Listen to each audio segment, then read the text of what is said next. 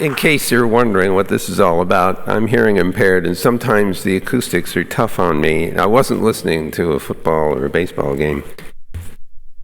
So I thought I would just share a few thoughts with you, and that's really all they are, is a few thoughts.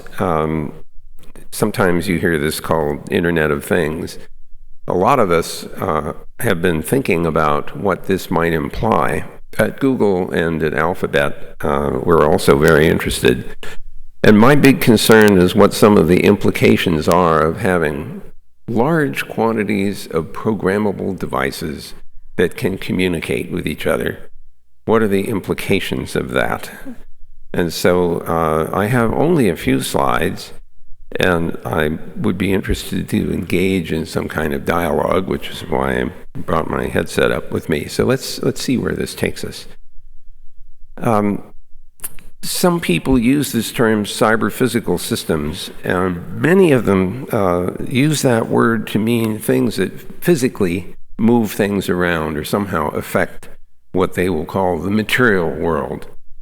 And I get into arguments with people about this, because I think a robot could also just be a piece of software, like an automatic stock trading program.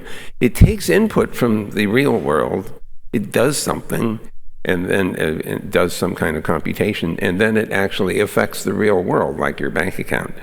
And I think of that as a robot as much as I think of something that picks up a glass and moves it from point A to point B. However, I got into a debate about this with one of my colleagues at Google, who suggested to me a different terminology. So he stuck with robot as a physical thing, but he said a bot was another way of referring to a thing that was software. And that's not too far off the mark when you think about what we talk about when people have botnets, and botnets are really programs that are running in computers for things that have programmability and cause trouble, like the recent big 500 gigabit per second DDoS attack, which was claimed to have come from IoT. And I thought, I didn't think we had enough IoT devices out there. This sounded like a misrepresentation until somebody pointed out to me, no, it was cameras, webcams. There are a lot of those out there. And I hadn't thought that there was enough horsepower in those webcams to cause that much trouble. I confess that I haven't gone down deep to find out whether this report is accurate from the standpoint of origin of the attack, but the volume was certainly there. So it already tells us that there are things out there in sufficient quantity with sufficient programmable capacity to generate a substantial amount of traffic and therefore a substantial amount of trouble. So I sort of think of cyberphysical systems as anything that's programmable and that that can communicate. Now, I have to be honest with you, even a massage chair worries me. Even if it can't communicate, it's got software in it. We have these things all over Google. I don't sit in them because I'm afraid they're going to go like that while I'm inside, and because of some bug in the software. And any of you who have ever made your living writing software know that we've not figured out over the past 70 plus years how to write software that doesn't have bugs. And I think about the sorts of things that we do with our websites now. It used to be just kind of formatting and pretty pictures. And now we actually ingest code that we execute or at least interpret, like JavaScript and Java and Python and so on. And those two are becoming kind of bot-like in effect. So we're ingesting what, if you like, a robot into our web pages or into our browsers effectively, and the browser now becomes a bot in effect. And then I wonder about sensor networks, and those have a similar potential for interfering with or at least affecting the real world. I mean, something even as simple as a thermostat is having some effect on your surroundings. So I think rather than having a huge argument about what's a bot and what's a robot, I think we should be leery of all of these programmable devices that have the ability to communicate. And so I start from a mindset of hoping for the best and planning for the worst. So that's why it's the software stupid. And I'm stealing that, obviously, from a previous presidential campaign.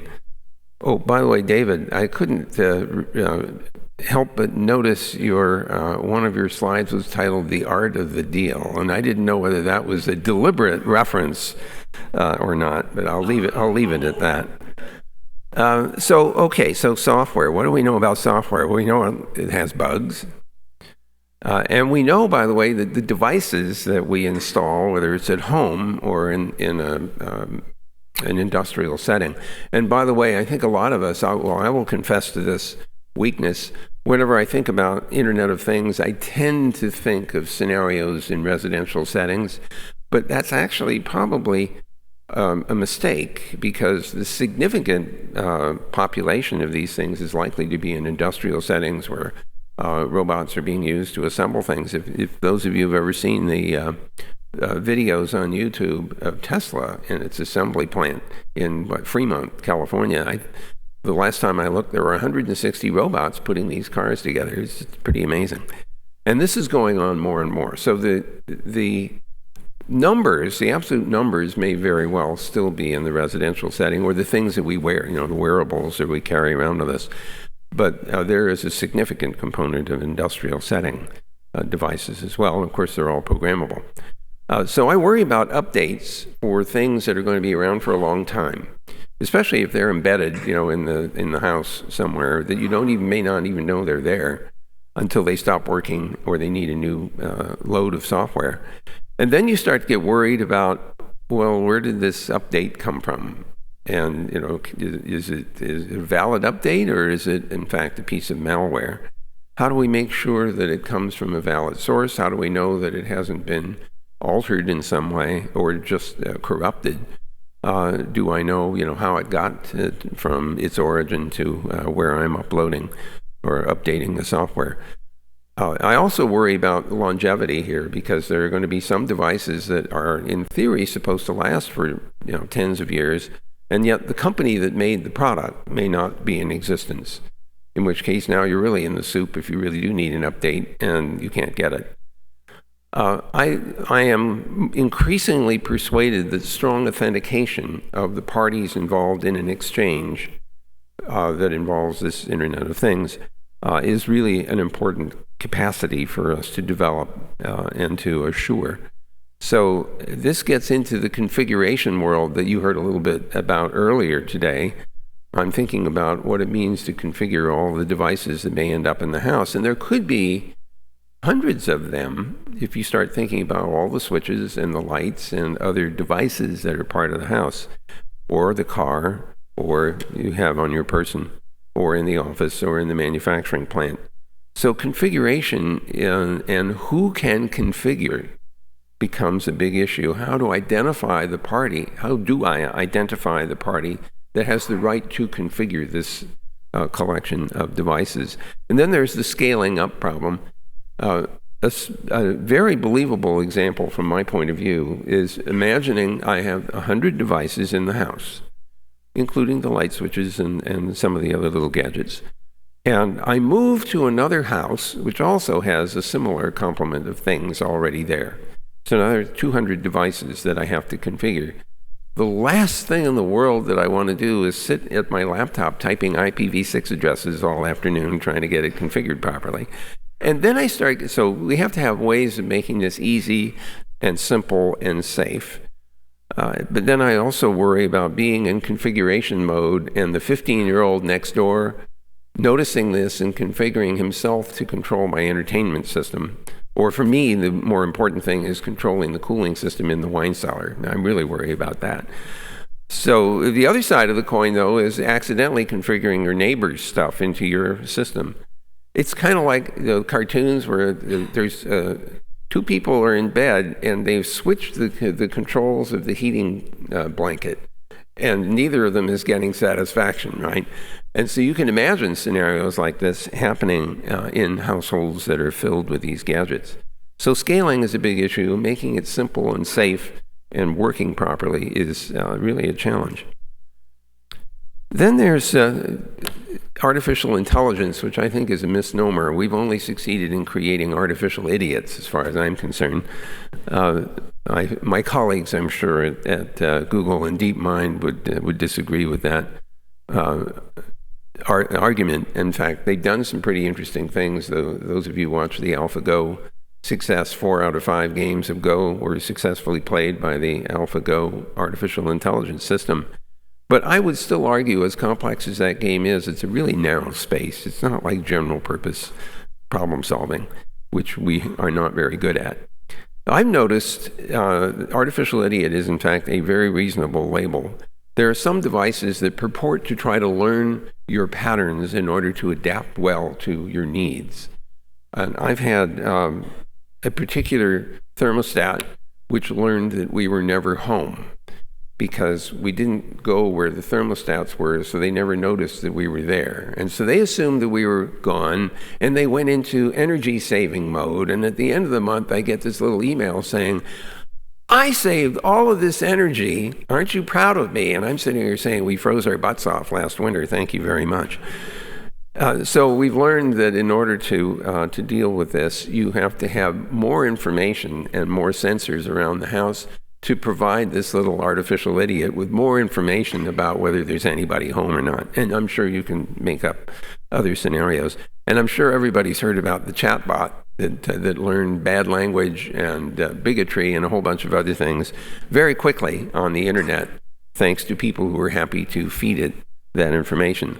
All of these machine learning things are dependent on the kinds of training that they get and the samples that they get. So if you are imagining that populating your house or office with these devices will somehow make everything wonderful because they will learn to make life beautiful for you, you have to keep in mind what kind of experiences they're learning from before you conclude that this is going to work well.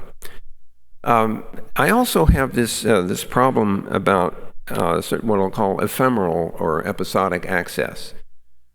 Think about what happens if you have a house that's got a lot of devices in it, and as a household member, you have control over things, and then you invite a guest over. Now, the question is, how do you give the guest access to some, if not all, of the controls to the house? You might not want to give them the ability to unlock the doors, for example. I don't know, but you can pick your favorite case. So the first question is, how hard is it to configure the house to offer some control to a guest? I mean, do you have to sacrifice a chicken over the CPU and, dance up and down on one leg? And then the problem is, what happens when they leave? How do you unconfigure that? And how do you make sure that they can be identified? How do we know that they have this authority that you're trying to confer on them? And you see these examples, and we have them too at Google, where you have these voice control systems. Well, now you get into this interesting voice recognition problem, like who is it that just gave you the request or issued a demand, and how do you make that work? To say nothing of the problem of saying, turn the light on, and there are 16 lights in the room, and you have to figure out which light is it that you meant, and you probably don't want to say, turn on light number 43711A, which would be the easy thing to do, except that it's unacceptable. So we have a bunch of hard problems, but this ephemeral access worries me. So let me give you an example where ephemeral access is fairly tricky. Suppose that your house is on fire, and the fire department is on the way. You might, under that circumstance, you might want the fire department to have access to the webcams in the house, have access to the temperature sensors and other things to figure out where is the fire burning, is there anybody who's unconscious in the house, where are they? You want them to have that information under that condition. After the emergency is over, you don't want them to continue to have access to that. You could make up a similar scenario for the police department. They're on their way because the house security system has said somebody has broken into the house. So we have to find ways of easily and authoritatively providing and removing access to some of these systems if we want to take advantage in these emergency kinds of situations. Another example would be, suppose you're in a strange city and you have a medical emergency. You've never been in this city before. You're in the emergency room. Assuming you're conscious, you might very well be less worried about the privacy of your medical stuff than you are making sure the people trying to save you have every piece of information they could possibly have. in order to respond to the medical emergency. Now, after the emergency is over, assuming you survived, you probably don't want all those people to still have access to all of your medical information. So now we get this problem of being able to grant and revoke the ability to access and control or get data from these various systems. So I don't think we've solved these problems terribly well. I've already done the little residents versus the guest things. What about parents versus the kids? And usually it's the parent that gets the bad end of the deal because the kids know how to do this better than the parents do. And so they configure the controls to keep the parents from getting into the house or getting into the garage or whatever it is, starting the car. But this is an issue. How do you distinguish, and do you wish to distinguish between parent and child when it comes to access to these devices, whether it's in a residential setting or not? And of course, then there's in the industrial setting, there's shop floor operations versus the administrative staff and the visitors. If you're in a plant that's got a whole lot of robots in it, the last thing you want is some random character who's just visiting to somehow get control over the robots and interfere with their operation. So making it easy to distinguish among the authorities and the identities of these various parties feels like it's a fundamental infrastructure issue. And I have to say, I'm not persuaded yet that we understand how to do this in any scaled up way. Yes, you can show up with your mobile and have an app, and somehow, you introduce the devices playing the Bluetooth game or something along those lines. So now your app is recognized even across the network, and we'll pretend that there's good, strong authentication mechanisms. The problem with that is that the apps multiply, and the last thing you want to do is be flipping through apps to figure out how to turn on the bathroom light. So I don't think we've understood in some visceral way the scaling problems associated with the vision of having lots and lots of programmable devices surrounding us at home and at work. So let me just mention again this notion of how long does this stuff persist and what are the implications of having things for long periods of time. People seem to march through mobiles at a fairly quick pace. Some people every 3 or 6 months, some people every couple of years. But there are other things that I have anyway, picture frames that I bought 10 years ago, and I've had them fail in various ways. The storage gets corrupted, the power supply doesn't work anymore, and I can't find one that works, provides the right kind of polarity and power level. So this notion of having devices around for a long time means that they may or may not get very much support. Now, a picture frame is not terribly important, but the heating and ventilation and air conditioning system or the security system or some other vital part of a home or office is a big deal. And I think that if we're serious about doing this IoT thing, perpetrating IoT on the rest of the world, then we need to think about what the long-term implications are of having these things around. There are implications for software updates. There are questions about escrow of source code. There are a whole series of protective measures that we collectively probably have not worked through. I would certainly argue that I haven't anyway. Then there are custom systems. Some of you may have done what I've done, which is to invest in a custom entertainment system with projection systems and the like, things built into the walls. Every time it doesn't work, I have to call a guy in Ellicott City, Maryland to drive down and reprogram stuff. Now you might say, you idiot, why don't you reprogram it yourself? And the answer is, I'm not sure I trust myself to reprogram this properly. And if I don't get it right, my wife will be very unhappy with me, and so I'm trying to preserve the peace while still having a nice, custom entertainment system. But it is not very supportable. If this guy moves away or decides to go into another line of business, it's not clear to me how easily I would be able to maintain this stuff. And so we really have to think about the robustness and resilience of the systems that we install. And I even have some programmable light switches that go into the walls for turning the lights off and on at various intervals, exterior lights primarily. And I discovered that these only work if I have a certain kind of battery.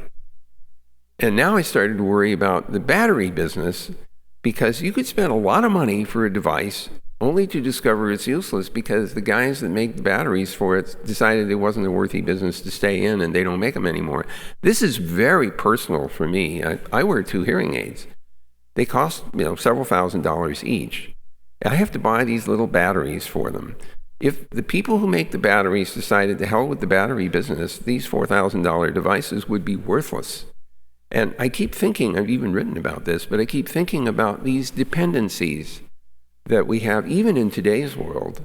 And I wonder about the dependencies we may be inventing, maybe without thinking about it, as we push further into this IoT space. So I hope I'm disturbing your peace of mind a little here, because I think some of you anyway should feel some responsibility for this. So I think this is my last slide. Let me start out by arguing that if these devices are not reliable, people are not going to want to use them. You don't want a light switch that works 65% of the time. And so when I have discussions with my colleagues about this space of products, my highest priority is make it reliable, make it easy to use.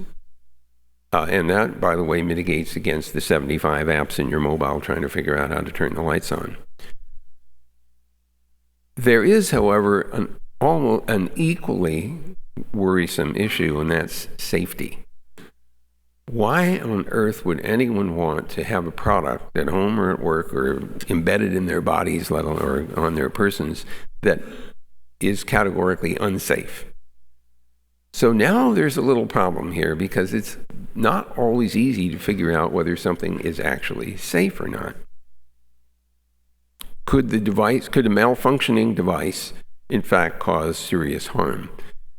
And there are some obvious cases. I mean, if you're wearing medical instrumentation or something, or a pacemaker or some other thing like that, it has let's say an insulin pump. I mean, those things could absolutely have a very serious, potentially fatal failure. And so it's obvious that safety is at the top of the list for that. But I think that you could see that even other devices that, how about the security system at the house? When the power goes out, should the doors be open or locked or not? And what happens if the security system fails? So you can make a list, I guess, of various things that you might have in use, and then ask yourself, what are the consequences if the safety of the device isn't assured? And what are the side effects when things fail? Which drifts into security questions. If I am relying on these devices to keep the door locked and to not open the door for anybody that isn't authorized to get in, I should care a lot about that. And so along this checklist of IoT, the responsible behavior in the production of IoT, security is in there as well.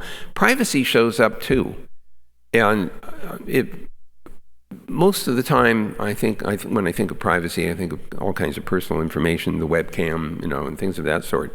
But it dawned on me that even very simple devices like temperature sensors have a potential safety or a privacy risk. They may also have a safety risk. Think about it. In my house, I have these little temperature sensors that are also forming a store and forward mesh network. And so every 5 minutes, they pick up the temperature and they send that information to a server down in the basement. And I got to thinking, well, what would happen if somebody could look at the temperature readings in all the rooms in the house over a period of 6 months, let's say? Remember, the sampling is every 5 minutes. I wonder if you could figure out how many people live in the house. I wonder if you could figure out what their diurnal patterns are. I wonder if you could figure out whether they're home or not by the patterns that you would have absorbed and machine learned, let's say, over a 6-month period. So here's a case where a bunch of temperature readings potentially turn into a safety and privacy problem. I think that may be an extreme, case, but it seems to me that when we start thinking about designing and building systems like this, we have to be thoughtful about these edge cases that might turn out to be serious problems. And autonomy is another, these are lists of desirable properties, I think, of these devices. Autonomy, by this I mean that you don't want a house that doesn't work when it's not connected to the internet. Or to put it another way, your house operation should not be dependent on being connected to the internet. I know it's me saying that, but I admit that, it's actually a serious issue. Because there are times when the internet goes away. I mean, it may be a local phenomenon. All the power went out, your generator is running, but the internet isn't accessible because the guys that supply the ISP service are not running, even if your house is. And the idea that you have a collection of devices that don't work unless the internet is running and is accessible has to be a really bad idea. And so, again, I find people not focusing on things like that. They focus on, look, I have this app in my mobile and I can talk to this device remotely. Isn't this cool? I can check the temperature in the refrigerator and I can turn the lights off and on in the master bedroom and I can see if the front door is open or closed. And they get all excited about this amazing ability to do this remotely, which is cool. On the other hand, if the house doesn't work anymore because the internet isn't there, that's got to be a bad design. So I worry that people don't take that into account when they're thinking through all the positive scenarios that they might undertake. And finally, there's this question about interoperability. There are a lot of different companies, including Alphabet and Google, that are interested in making these kinds of products and even working hard to make them work so within a particular brand space in some interoperable way, so that a collection of devices could all be made to cooperate with each other.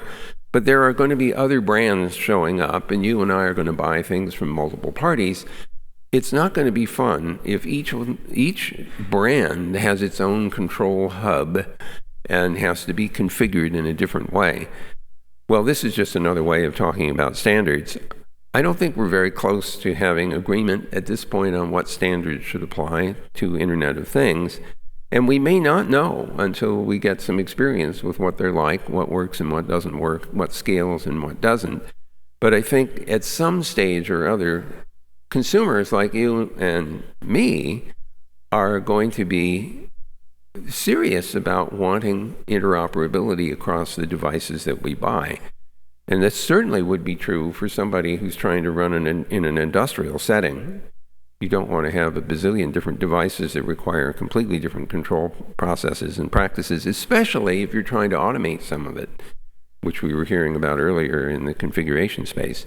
And so I think that even though there is almost inescapably a period of time when we will be exploring rather incompatible protocol spaces for these devices, at some point there will be wisdom in looking for commonality and an agreement on standards. So I think that's the last slide. And so what I'd like to suggest is that I put my headset on. We can get into a discussion, or if you're bored to tears, we can stop. And so I'll test that by finding out if anybody wants to raise an issue. I see we got people at the microphones. Hang on a second while I get myself sorted out. I do want to point out, some people call this part of a discussion Q&A. This is a terrible way I don't have all the answers. So you can ask all the questions you want, but I'm not going to guarantee I have answers to them. Okay, testing. How's that working? Yes, question in the middle. Thank you very much for this talk, Vint. Amazing stuff. I am curious on that last slide where you listed considerations. You managed to leave off one that I think is going to be front and center very, very soon, which is the legality aspects. Going back to February of this year, I noticed the NHTSA approved Google's AI as a driver from the legal perspective. The Internet of Things assumes in a big way that these are simply inanimate objects that we have absolute control over. We're already going down the road of granting status to programs that verge on the rights that we give humans. At what point do you start to worry that the device in your home says, I'm sorry, I'm not going to allow you to upgrade my software. I consider that an invasion of my sovereign right as a functioning AI. I'm sorry, I can't let you do that, Dave. Right.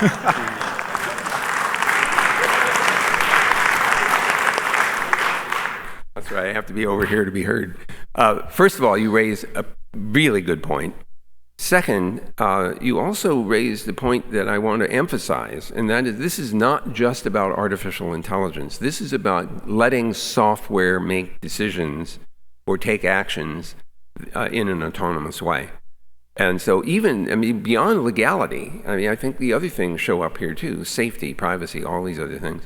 So yes, we should be absolutely worried about that. And now there's liability, which is the other side of this equation. At Google, of course, we have these self-driving cars, and on the whole, they've been fairly safe, although we've had, an occasional collision. Mostly it's somebody who runs into us or, one of our cars. Although I remember one you probably read about. This was the car that had come to an obstruction in the road. And there was a bus over here in the next lane. And it thought that if it could edge its way around the obstruction, the bus would move out of the way. And it didn't. And so we had this massive 3-mile-an-hour collision with the side of the bus.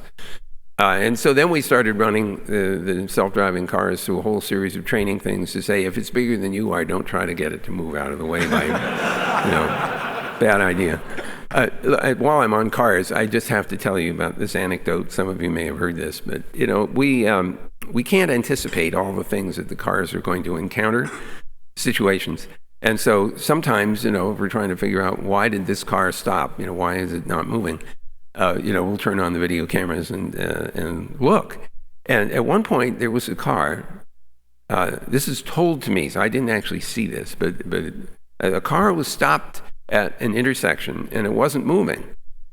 And we turned on the camera, or they turned on the cameras, and there was a woman in the middle of the intersection in a wheelchair chasing a duck with a broom. And we didn't have anything in the program that said, branch on, there's a woman in the intersection chasing a duck with a broom. I don't think I would have known what to do either. Somebody's moving in the intersection, rule number 1, do not run into anything. So anticipating what some of the problems are is really difficult. Thank you very much for the question. It's a very good one. Let me take it's over on your left. Yes. Kevin Bloomberg. So by the way, a chatbot on your thermostat might be really entertaining. But one of my concerns is actually, I think the right word, similar word would be weaponization of this technology towards each other. We have heard many stories over the years about wireless networks and using standards to attack other wireless networks, the DOF in conferences as an example. While wireless is a built-in standard, people have worked around the standards to attack other systems. And my concern is that a vendor decides that their light switch will now send a pulse down the electrical system to knock out the dishwasher because it's not allowed to get enough power. And we have no standards, we have no laws saying basically play nice in the sandbox. I can't help but ask about your anthropomorphization of the light switch. Yeah. So we should be a little careful about going overboard with regard to that. On the other hand, we do have indications of parties who might be motivated to interfere with somebody else's product in order to get the consumer, for example, to buy a different product. Now that I could understand could happen. My experience suggests that we're less likely to have that happen than we are to have the other thing, which is that the design simply is crappy and the system doesn't work very well because the different manufacturers didn't coordinate anything, and so there's interference of one form or another. But you're right to raise the question and the possibility that the standards would get abused. I think that's not specific to the Internet of Things. This is a problem in general. Okay, I'll take the center. Hi, Patrick Gilmore, Markley Group. First, thank you, Dr. Cerf, very interesting, although I've noticed, having seen several of your presentations, everything you say is more interesting because you said it. so that's very nice of you.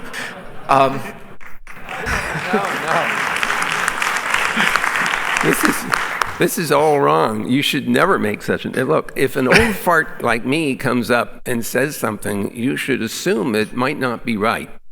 What was it?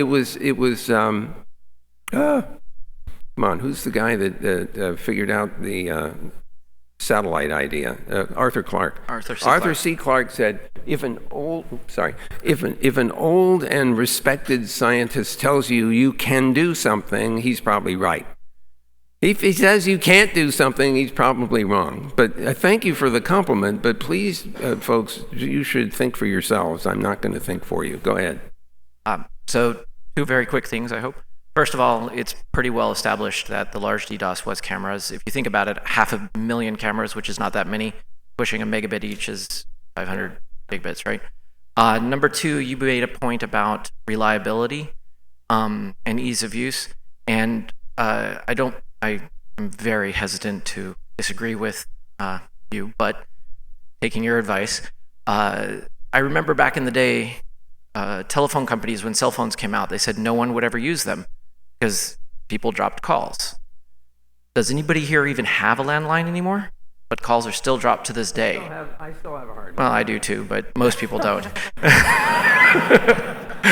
And just because we all like to blame Microsoft, I mean, computers these days, if it breaks, everybody just thinks to reboot it because that's what Microsoft taught us.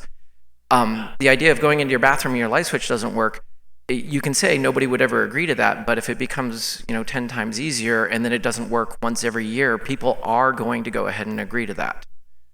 So I disagree that reliability is paramount. I think it's important, but it's not the only thing. Okay, well, that's fair. I think that there's probably some incidence rate of failure at which we would probably cut the line. And for some of us, that might be in a different place. A failure in 1 year, that's not so bad. That happens. Lots of things break. On the other hand, if things are, only 75% likely to work, I think that you might pick a different number than I do. But your point's well taken that it isn't only reliability that counts. But a really poorly functioning system is not going to get a lot of friends. Agreed. Thank you, sir. Okay, let me take the next one. Hi, Rob Higgins, Zeo. Thanks for coming. Good to see you. Good to see you. I have a question on machine learning. Okay. As I think everyone would agree, politically, this country is quite divided today. And I've read several articles, or perhaps I should say people tell me, but I've read several articles that say that machine learning could be somewhat to blame. That is to say that algorithms which tend to feed someone more, articles, websites, blog posts, Twitter posts, whatever, that align with my previous habit, then just reinforce what I'm thinking and really prevent a person from, in some cases, looking at what is the other side really all about. So I was just curious your thoughts on that. Yeah, well, you can see me nodding my head in agreement. There was a time when, I'll give you an example from history. In the early stages of trying to do digital libraries, there was a concern that the response to a search of the digital library would be so precise that you would lose the serendipitous experience of walking into the stacks and pulling out a book and discovering the book next to it was actually more relevant or more interesting or whatever than the one that you were looking for. And the big concern was that the quality of the search system would be so good that you wouldn't get that serendipitous effect. And for a long time, we laughed at that, saying, the quality of the feedback or the search response was not all that good. However, I would say that it's getting a lot better. And your point about the echo chamber effect, where the only things that come back are the things that somehow match the system's expectation of what you're interested in, does feed. That feedback loop is quite real. It almost makes me think that we should program the televisions to automatically switch back and forth between Fox News and CNN and something else, forcibly exposing you to more than one point of view. I suppose that would be treated as an unreliable device and it would be tossed out of the house. I don't know what to do about that, Rob. The optimistic thing would be to recognize that with this vast ability to pull information in from so many sources, that we have an obligation to ourselves to be thoughtful about and even a little suspicious of the information that we get, and to think critically about where did it come from, what are the antecedents to that information. I'm afraid people are fairly lazy and they don't do that. I will admit to not doing more of that. And so I think we do have a worry that our information spaces are becoming segregated, and as a result, we don't even recognize that there's another story over here. I don't know what to do about that. It's a social engineering problem in a way. Thank you. But thank you for raising the question. Senator microphone. Gary Geeson, Central Logic. Hi. To your points on autonomy and interoperability, it seems most of the time these days, all the IoT interoperability is in the cloud and generally controlled by the larger players. I wonder if you might be able to speak to this kind of concentration of power in the hands of larger players and the ability to shut out upstart players who are trying to innovate in the market. I can't imagine why you would ask somebody from Google that question. I'm shocked. So this is a potential issue, and you frame it quite well. Let me argue that the cloud systems, ours and Amazon's and Microsoft's and so on, are becoming increasingly accessible to a larger number of parties. And so in some sense, even though your concern, I think, has a reasonable basis, that my impression right now is that the capacity of the various cloud-based systems are in fact opening up to more parties able to put their software on board. Google offers a substantial amount, and so does Amazon, for example, and I'm not picking on Microsoft here, I just don't know the details, David. But those systems are more and more available now to people who wish to populate those systems with their applications. And so the applications don't belong to the people who run the clouds. So I'm not trying to run away from your point, but I would like to argue there is a countervailing effect, and it's very attractive for cloud-based companies to reinforce that, because it increases the utility of the cloud system itself. And to the extent that you're selling access to computation as a service, roughly speaking, this is a good thing. So your point, I think there's some countervailing forces that will keep that from being the disaster that you probably are worried it might be. Thank you very much. Okay. I guess this might be the last question. Owen DeLong, Akamai. So my concern with the Internet of Things that's a little bit more immediate than a lot of these other more long-term concerns, and many of them actually kind of touch on it. And I will say that the manufacturer of my smoke detectors, my very, very expensive smoke detectors, is one of the worst offenders in this regard, is the fact that I can buy this expensive device and I depend on the maintenance of this cloud service by the manufacturer without them getting paid anything other than what I paid for the device in perpetuity, as the only way or the only thing that prevents my device from becoming, instead of a nice expensive piece of plastic that is very useful, a brick. And the lack of a local API on IoT devices is, to me, one of the biggest missing pieces on many of these IoT things. Not that I don't want to use the Google Cloud and the Google Cloud API and all of that to run my Nest thermostats or Nest smoke detectors or what have you. Actually, I don't have a Nest thermostat because it doesn't have a local API. I have a Venstar because it does. But the lack of a local API to me is a really bad thing. And Google has carefully avoided providing any sort of local API and forces you into their cloud. And, Google may be better than some of the others about running this cloud in perpetuity, but I've already had 5 different vendors terminate their cloud services on me, turning my products into bricks. And so I'm not buying any more products with the exception of the Nest smoke detectors, but that's because they die in 5 years anyway, and I expect the cloud will be there for 5 years. So, do you don't have an API. Do you have any more darts that you want to fling in this direction?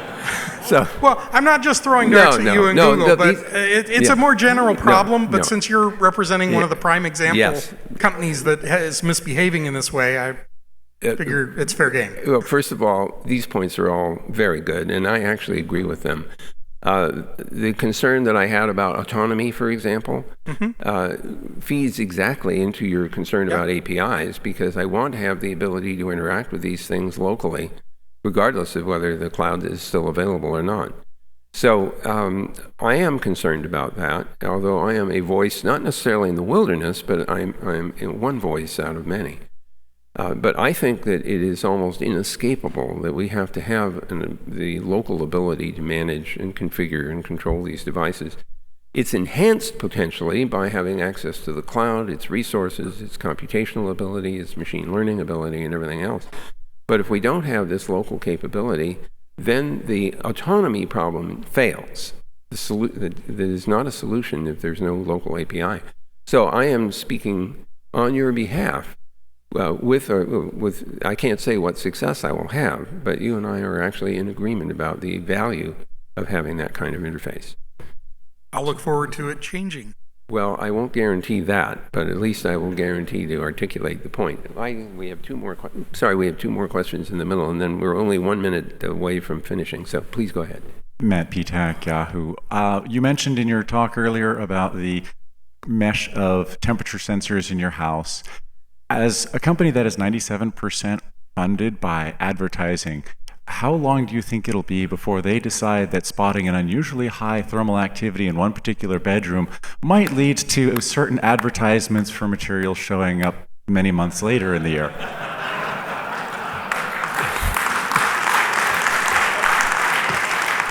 God, that's a brilliant idea. Let me write that down. Do you know the story about a guy at Walmart who's Walmart was tracking, I think it's Walmart. Target. It was actually Target. It was a Target. Thank you. It was Target that was tracking purchases.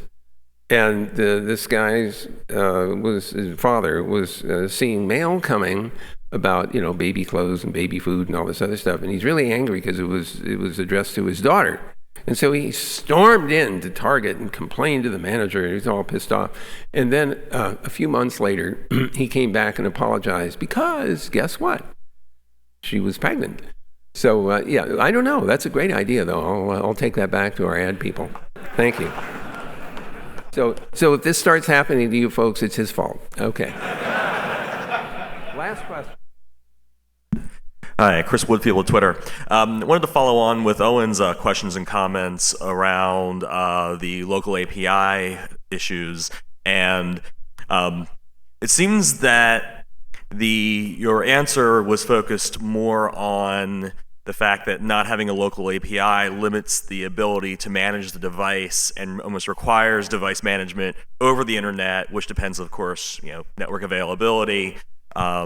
What about survivability of the service provider? What about choice of clients? And those types of questions that would make a lot of these devices far more useful, because it opens up possibilities. People may come up with ways of managing the devices that the original vendor never dreamed of. Yeah. So there's several threads in this little weave here. No pun intended. In case you didn't know, we have a protocol at Google called Weave, which we use for the IoT devices. Okay, sorry about that. First of all, the standardization has the value that it can increase competition, for example, for management of devices. And I would actually think that the consumers, including me, would like it if I had a choice of different parties whose control systems could manage multiple devices from multiple brands. So I actually think that would be a good thing. I think competition generally is a good thing. I think that there exists already for a lot of these devices at least some interface, even if it's not exactly the full thing that Owen might be interested in, because in order to get the devices configured you often have to convince it that you are the person in control of it. Now, sometimes that's a Bluetooth exchange with your mobile. But there's at least some interface, typically, that requires the device to come close to the party controlling it in order to make that connection. But I like very much the picture that you're painting, which I think requires standardization that will allow parties to compete with each other and also to experiment with ensembles of devices that nobody thought to put together to perform a particular function.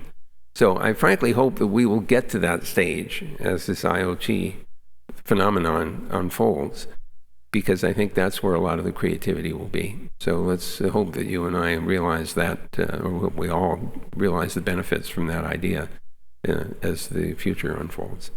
So thank you all very much for letting me take up part of your afternoon.